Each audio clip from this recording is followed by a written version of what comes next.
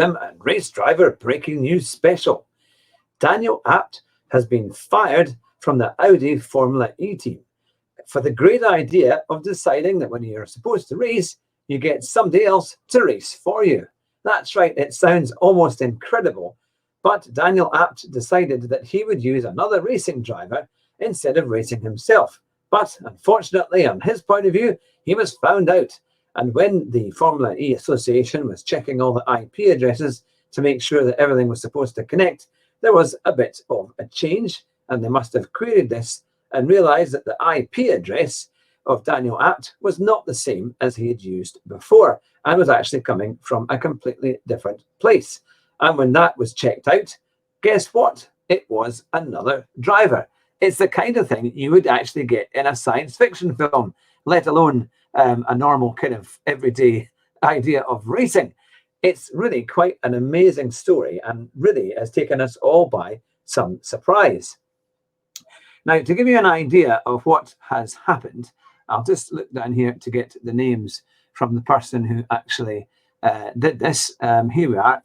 Daniel Abt was disqualified from the race in question, banned from continuing in the Formula E race at home challenge, and has also been fined £10,000, which will be donated to a charity of his choosing. But of course, it's done massive amount of damage to the Audi Formula E team and to Audi's manufacturer's brand as well, because now that's what they're going to be known as. And it was, I have to say, I laughed out loud when I heard, because honestly, I mean, it's like something out of The Simpsons, something out of a cartoon. But the chap who replaced him, or who called up to replace him, was called Renz Herzing. And he's obviously a pro sim driver, and he must have agreed to do it and did the race. But the thing was, he caused quite a lot of problems in the race, and he crashed into Stoffel van Dorn and caused the Mercedes driver to lose his place there. And the series went over to Oliver Rowland. So it made quite a big change to the outcome of the race. And many people see that as obviously quite unfair. But why on earth would you not take part in a race like that? I mean, I suppose if he was feeling unwell, or he thought he wasn't maybe fit enough, fair enough, he could have said, look, I'm not feeling that great. Is there any chance I can miss it? But to actually get somebody else to do the race for you is really quite amazing.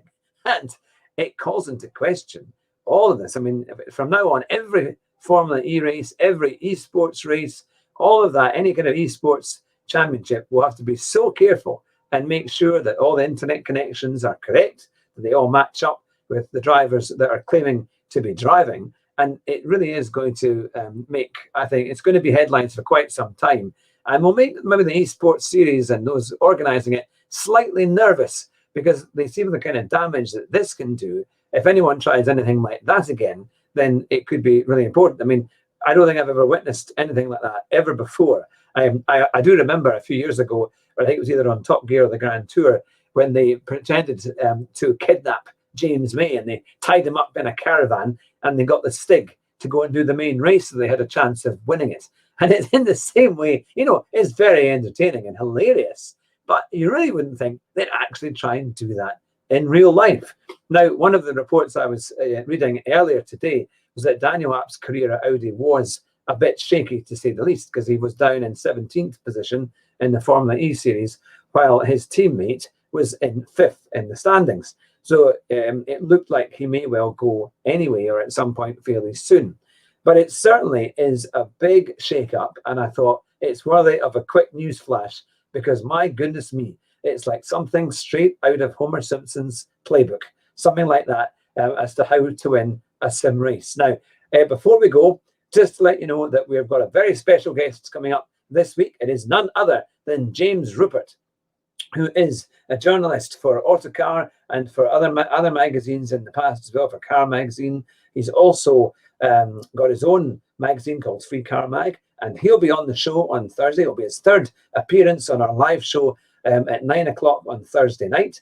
And we'll be talking about barn finds, how to get a great car on a tiny budget.